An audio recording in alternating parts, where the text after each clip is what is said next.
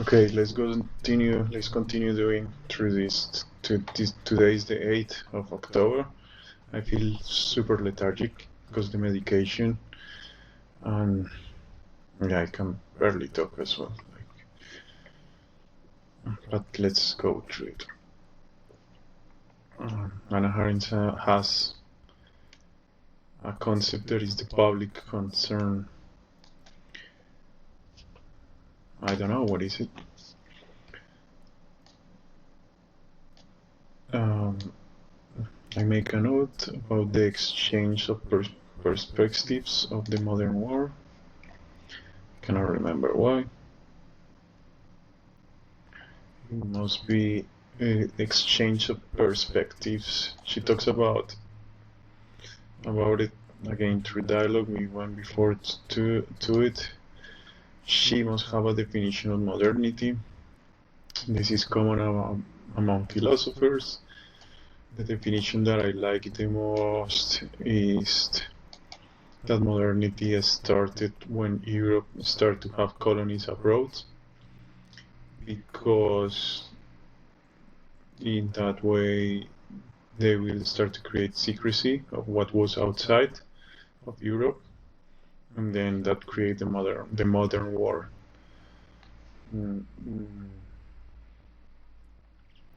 But okay, Hannah Arendt must have a kind of modernity definition. Okay, it says second, as our understanding and experience of the world is fundamentally intersubjective.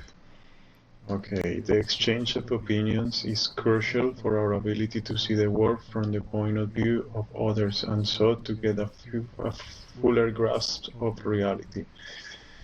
In Introduction into Politics, Arendt stressed that achieving the ability to see the world from the other's point of view is dependent upon the actual, close presence of the others. Since for the Greeks, the public political space is common to all. The space where the citizens assemble, it is the realm in which all things can first be recognized in the many-sidedness. This makes sense.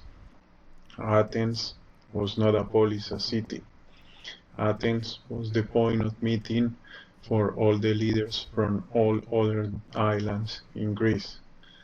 Athens was just a place of meeting. It was not a place of democracy. It was not where the parliament was. No, it was just a place in which everyone would meet. Yeah, the agora. Then another things started to become institutionalized as after the Peloponnesian Wars. But Athens maybe had less trouble with the other islands, so Athens was in line anyway, but maybe Athens had some, let's say, good relationship with everyone, so or maybe the proposition was done in Athens, and that's why everyone started to meet there. But before the Peloponnesian Wars, yeah, Athens will have not experienced the amount of democracy, just increase through time. But so the people that was coming there was coming from other islands, yeah, and maybe that's why Hannah Arendt talks that face-to-face interaction is important, just to understand the others. Then it means that you cannot have avatars when meeting other people in these consoles. You need to see partial expressions. You need to see the people as it is. That might be one of the conclusions that we can take. Now, you could have avatars and so on, but when we talk about serious governance, you need to really understand the other's point of view, and to understand that the others is very different, and the realization of that is done precisely in communicating with the other in this space of appearances. A space of appearances as the space in which people appear, or is public sphere. They are two different.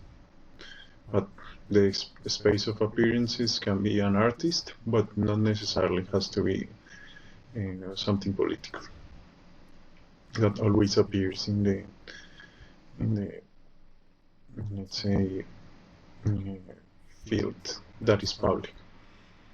Arendt goes on to define the capacity that emerges from his exchange as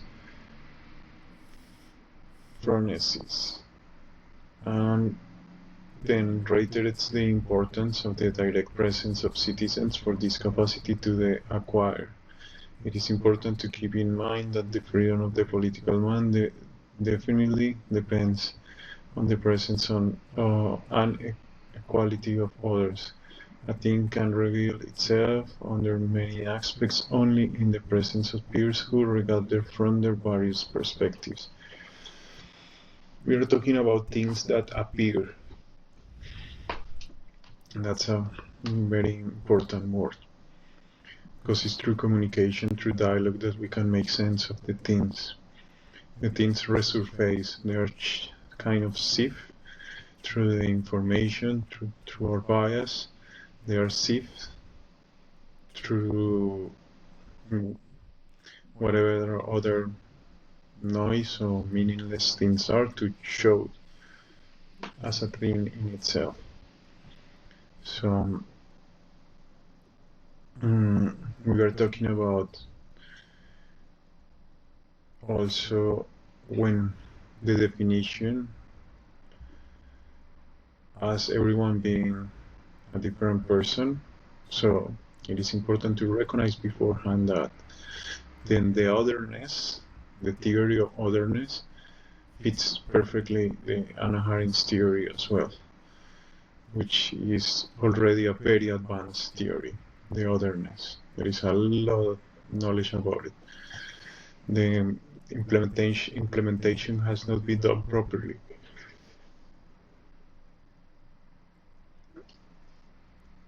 And then equality might be important for that resurface of the presence. What is the presence of the other? What is precisely what is achieved as what is revealed and appears? Okay. Right, Arendt left the proverbial ivory tower of mere contemplation. Thinking becomes practical, though not pragmatic. It is a kind of practice between men, not a performance of the individual in this self-chosen solitude. Philosophy lost both its humility before theology and its arrogance towards the common life of man. This understanding of the meaning of philosophy is based on two presuppositions. The first, already mentioned, is that philosophy and politics are the existential concern of everyone. The second is the recognition of the basic condition of human existence, plurality. This is important because this technology can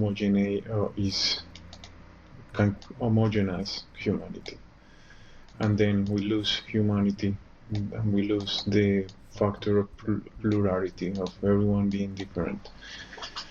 Truth as communication is meaningful concept only in we understand truth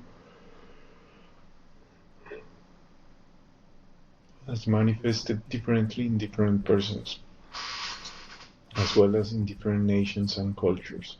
For Arendt, this notion by itself is a new kind of philosophy, not a philosophy of man, but of mankind. It is unique. It is that it insists on the fact that no man talking to himself in the dialogue of solitude, but men talking in the communication with each other in having the earth. It might comprehend politics as one of the great human realms of life, as against all former philosophies, which since Plato throw off the various politicos as an inferior way of life and of politics as a necessary evil.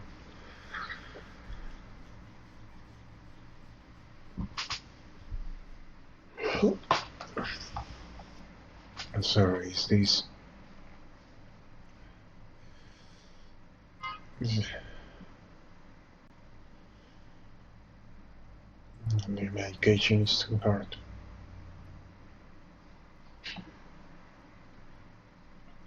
Deliberation as an exchange of dialogue.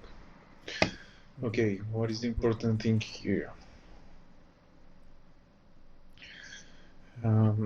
We need to find the remarks of what is truth for Hannah Arendt. Hannah Arendt is a whole system of information, but might be what kept human alive in a system of unlimited information. Yeah, because we need to shield of what will be the flow of information that does not help humanity. Humans, we cannot understand the flows of information among humans. But with technology, we can have tools to understand them even better and even have visualizations of how these fields of information could work. One of them is social media. Another one of them is the TV. Yeah, this kind of wet the society with different kinds of information, as information being water that flows in different ways through different means. Deliberation as an exchange of dialogue that is pragmatic and inherently part of the human nature because it gets closer to reality but pragmatism, and the feature of plurality as human nature. Yes, so then again the use of digital intelligence. In the 1954 essay Concern with Politics in the Recent European Philosophical Thought, Arendt stated that Jasper's concept of truth could lay the ground for a new science of politics. At the same time, she is more critical of Jasper's concept of communication, which she came to see as a model of personal relations rather than the kind of intercourse that can take place in the public sphere. Arendt suggests that the ground of overcoming these limits could be found in Heidegger's thought. Heidegger's renunciation of the arrogance of the absolute, namely the philosopher's claim of privileged proximity to the truth, means that the philosopher has left behind him the claim to being wise and knowing eternal standards for the perishable affair of the city of men. Well, she's bringing Heidegger.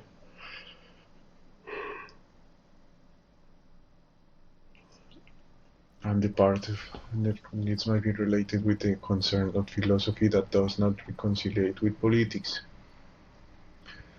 Yet, let's see. What is freedom? She wrote a whole book on freedom. I read it already.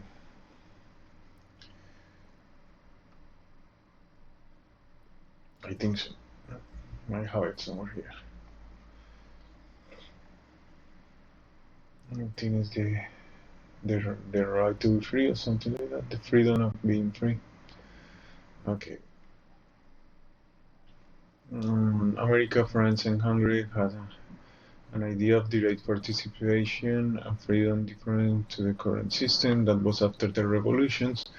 After the revolutions in France, Hungary, and United States, they start to have a kind of decentralized system that existed for a few months, maybe weeks, I think.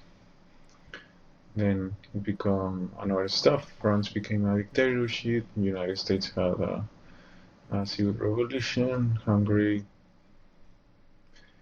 got cut in half or something like that. Not like just a little piece of what used to be Hungary just remained. Okay, Aristotle is the last for whom freedom is not yet problematic but inherent in the faculty of speech. In other words, Aristotle still knew that men, as long as they talk with each other and act together in the modes of speech, are free. Then, for freedom, speech, freedom to talk, is a, part of the precondition but then you have to be. That's why freedom of association is so important too. Because without freedom of association, you have no one to talk these things, and that's why I'm doing this fucking video. Because I have nothing else to talk these things to with. Okay. In the essay Introduction into Politics, Arendt goes to great lengths to distinguish the Greek understanding of political freedom from conceptions of freedom. Okay, they are gonna help me with this to see where else, in which other books we can find. The crucial point about this kind of political freedom, writes Arendt, is that it is a special construct. However, least his police or is banished from it, loses not just his hometown of his fatherland, he also loses the only space in which he can be free, and he loses the society of equals. Again, speech and freedom are related.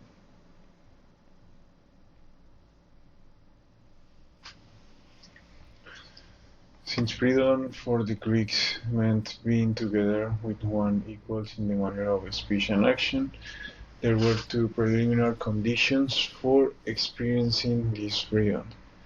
The first was being a part of a political body where among the citizens no one ruled and no one was being ruled, what the Greeks called isonomia. Not being ruled meant that citizens would in principle participate in the decision-making process. The second precondition for political freedom was being free from necessity, namely being free from labor and not being confined to the household. However, these are preconditions for freedom, not the actual experience of it. Then freedom from and freedom of. And then here, however, I would like to focus on a posthumously Polish essay, The Great Tradition, in which Arendt suggests that there is more basic instincts that underline different forms of government. It is not so much who rules over whom, or whom I rule and how many are being ruled, rather the criterion in this certain way of living together that each of the government represents. This criterion is reflected in what is considered a public concern, as well as in the nature of the relationship between those who participate in the public realm.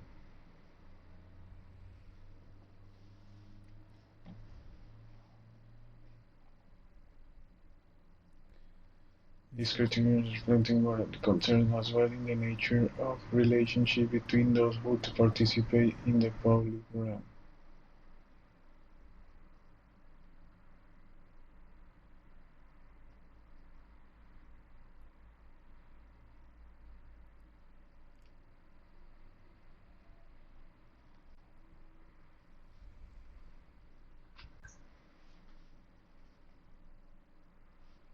Okay, this is gonna be interesting.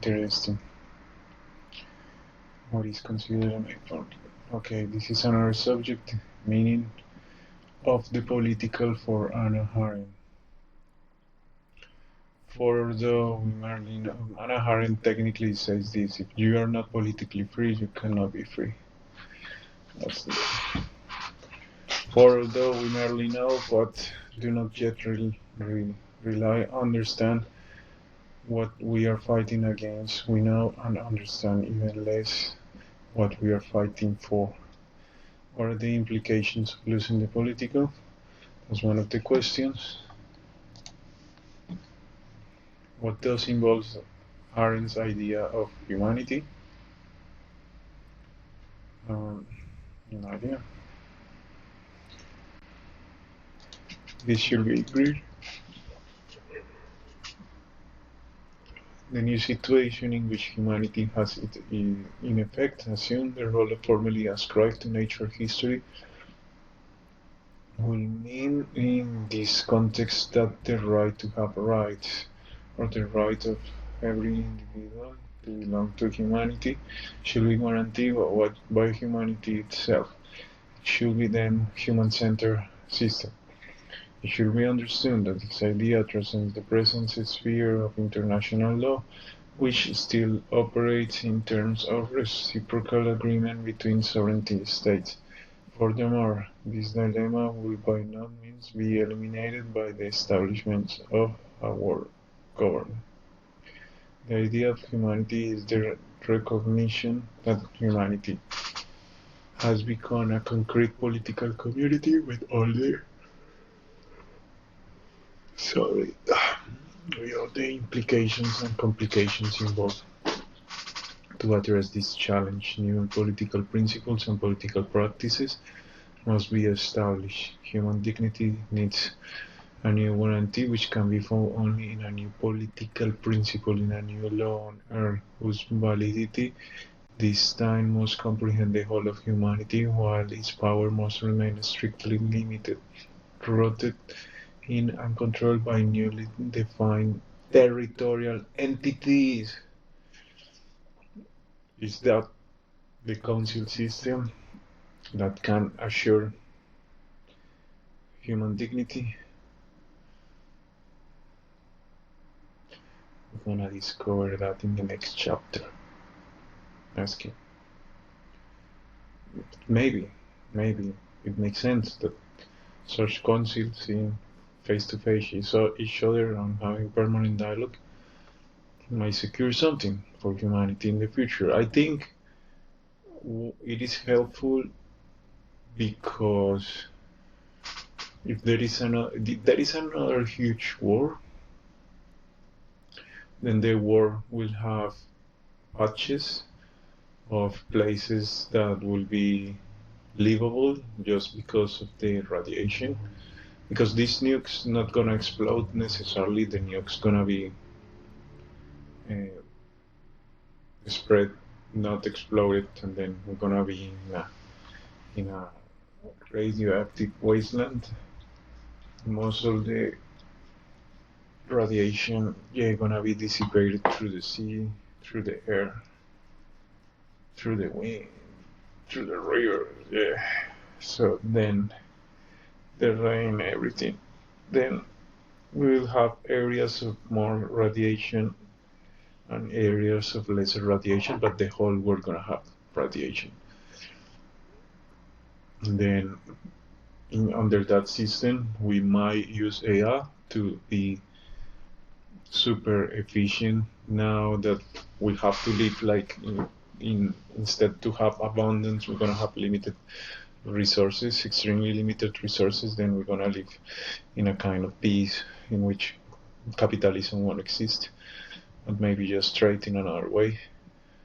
But I think in between that there could be this homogenization that can happen, because this is the situation. Okay, there is all these people say, okay, we cannot keep security forever because human nature, whatever bullshit, always ends in the same thing. But maybe this is what, let's say, I think it's called Becker, one of those security, let's say, very much security people I can't remember the name. Yeah, he's a social scientist that talks about security a lot. He says that there might be a technology at some stage that might secure peace for everyone. It could be this thing. It could be just take an Arendts council system that is now possible. Before, when she was alive, it was not possible. She couldn't even imagine it. But she knew maybe technology would allow it. But then if we have the transition in between, then it's possible to make peace and secure peace for a fucking long time. Yeah, and every single system can continue existing, but then there will be more systems created. whatever happened in the councils, you know, these councils should have a lot of freedom. Every single council. I mean, and then, no, I mean, it is what it is. It's difficult to break because it's decentralized. That's the point of internet. That's the point of blockchain. That's the point of a decentralized system of governance. I mean, there is no reason why someone will start to do war. Instead, they want to solve wars. Yeah. Okay. Decentralized systems. What is the name? Oh. Okay.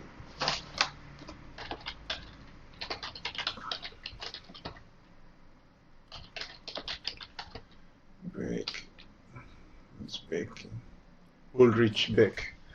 That's the guy. This guy is very, very, very, very important. Very, very, very important. Okay. Ulrich Beck. Very, very, very, very important. I don't know why it doesn't appear that often in my algorithm. But it's very, very, very, very, very, very important. Okay. So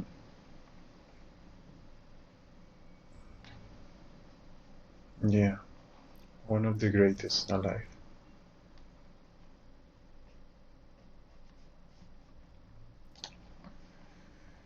I put this note, this is just a note. Decentralized systems, for its nature, should be able to grant certain advantage that the governance of the states cannot, since it does not rely on soil as part of the government. Then the equivalent to these political rights in the centralized systems should be defined here.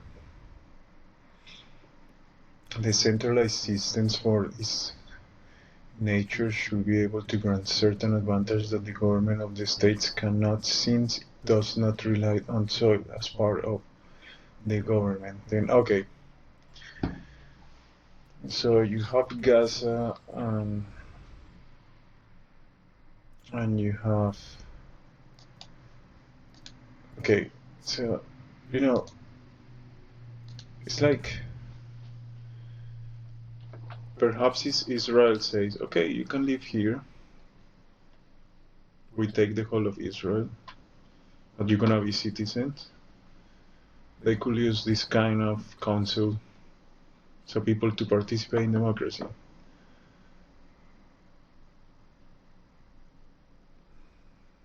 And no one has to fight. No one has to even fight for land. But this works also precisely, or okay, this is one of the, because look, in the future land not gonna be important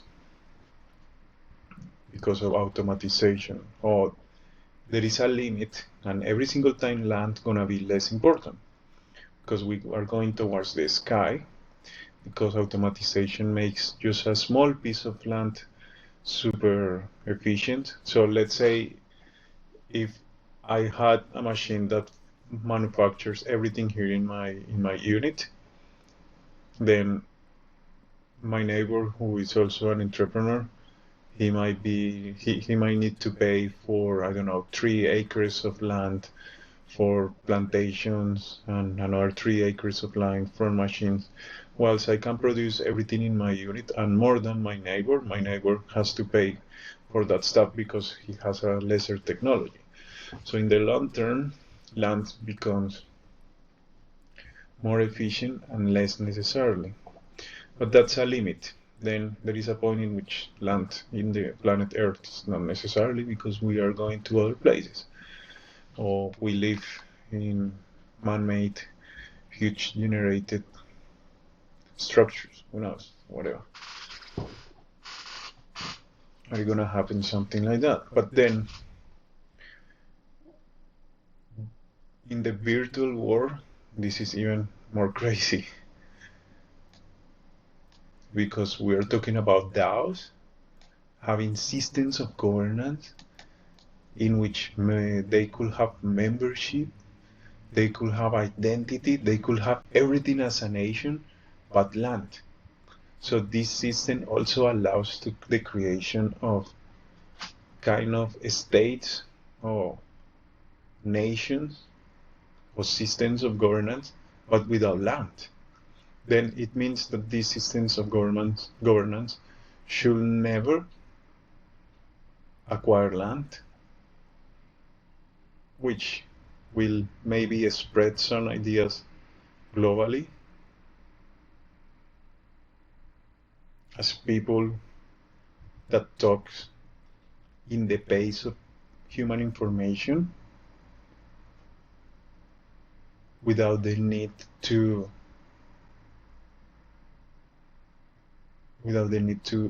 own any kind of land. So this is mind-blowing and counterintuitive.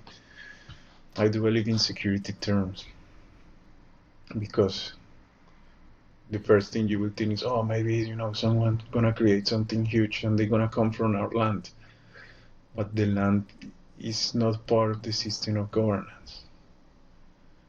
Yeah, it's the meeting of the people, because you could create, land, real land, not in the virtual world. Like, you could create assets, you are in blockchain, yeah, these assets are limited and so on. There is like a jump towards hyper-digitalization in which land is not important. So it should not threaten any state or nation. Maybe some nations will have fear, but it's because they don't understand the concept. Then you just have to say, calm down. They are not going for your land. They are a landless system of governance. Yeah. The nation-state always carried within itself the seeds of exclusionary injustice at home and aggression abroad. Again, Arendt says that the nation-state nationalism as a technology is the problem that started the Second World War. And according with her studies, nationalism has to end in order to have World War peace. Then, just to prove, maybe I'm wrong, but maybe the council system will allow nations and nations in between to communicate easier and to have lesser asymmetrical information, automatically resolving any problem, any quarrel.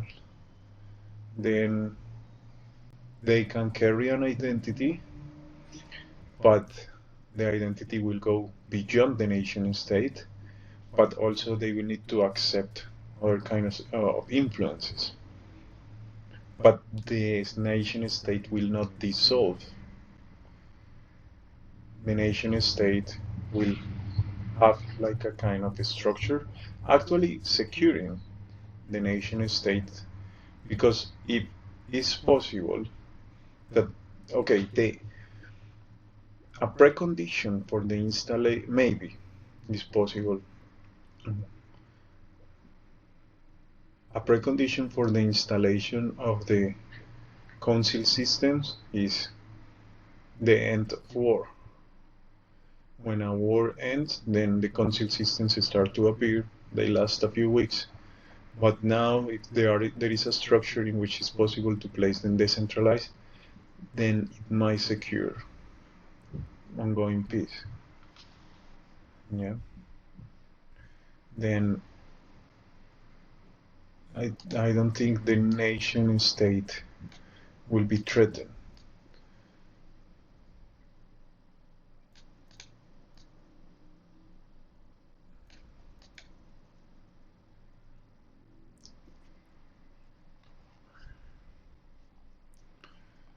Okay, this is okay. We have 3 concepts left. The formation of power in the council system.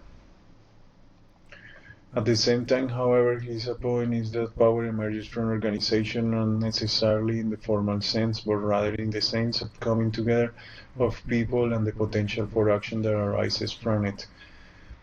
So we are talking about the institutionalization, the institutions that create power, so as long as they exist, then that's the power.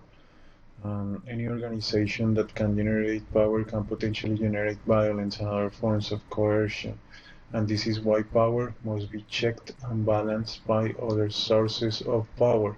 Let's see, I have been doing thought experiments in which you have, let's say, one consul that wants to go against war to another consul, and then we can apply a simple rule. Whoever wants to start violence, the consuls surrounded that consul should violently shut down the bully. So if there is a bully, everyone around should go against the bully. That's one easy way. And yeah, it's like having every single consul in a NATO kind of alliance, just to put it in one way. Or maybe not the best example, but yeah, it's like everyone will be in an alliance against a bully. That's it. Okay.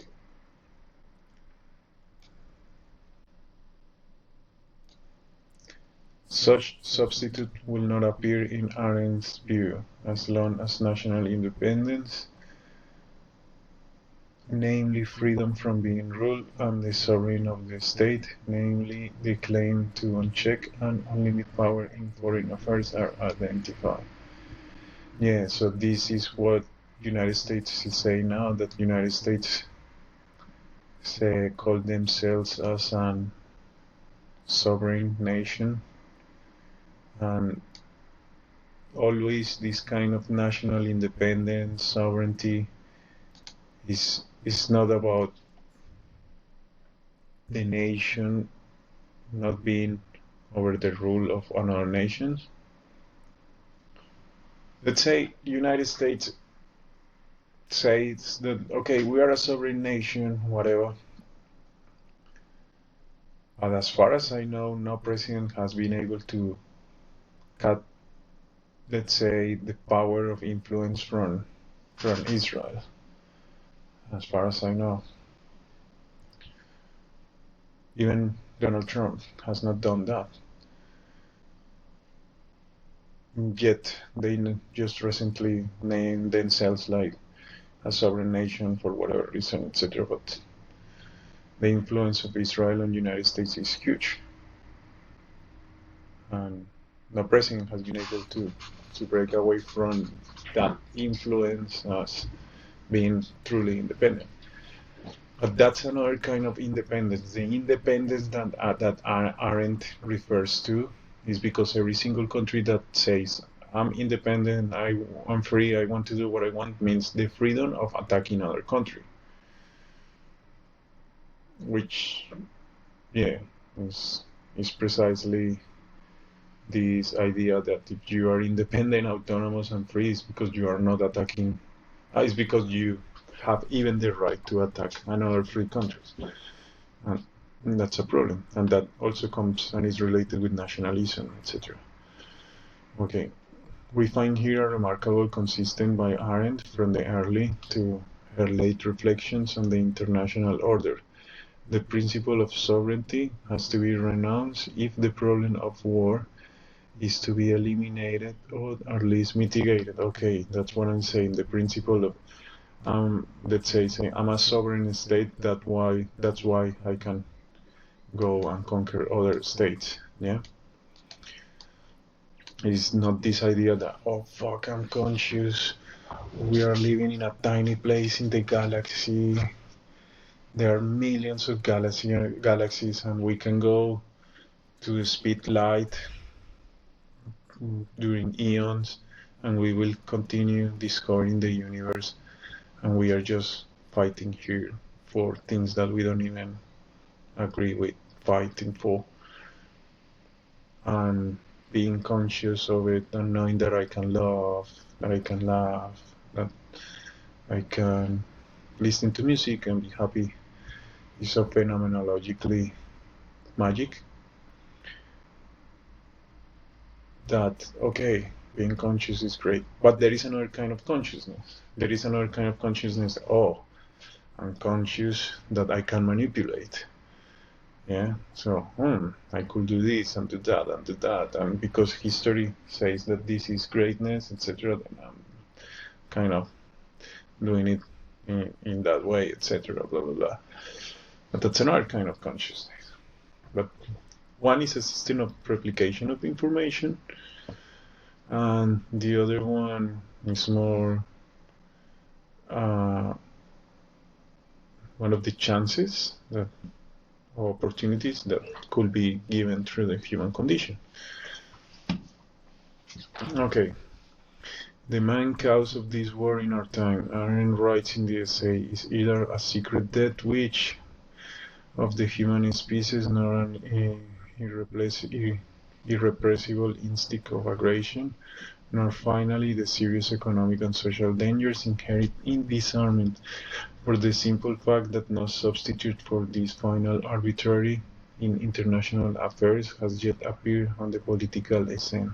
A single fact that no substitute for this final arbitrary. Okay, yeah. She talks about there is no arbitrary in the political scene, in the international affairs, no even the UN. So then that has not appeared, but maybe it's not an entity, maybe it's a mesh of political systems across the concept system. Who knows? There can be no last resort except war. If war no longer serves that purpose, that fact alone proves that we must have a new concept of the state. This new concept of the state, to be sure, will not be result from the founding of a new international court that will function better than the one at The Hague, or a new League of Nations in the same conflicts between sovereign and ostensibly sovereign governments can only be played out there all over again. The mere again, when every time I stop, it's like an attack in which I cannot talk. It's so horrible. The mere rudiments I see for a new state concept can be found in the federal system, whose advantage is that power moves either from above, not from below, but is horizontally directed so that the federated units mutually check and control their powers.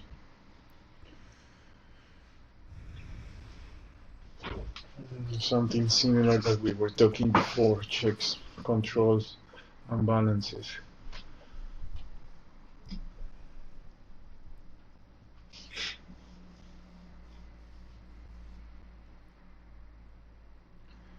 The human condition.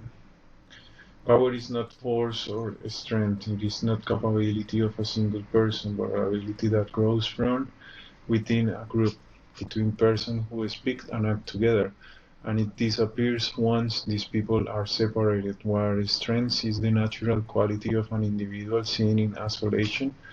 Power springs up between men when they act together and vanishes the moment they disperse. So power is everyone being together, and that's mind-blowingly huge, like huge.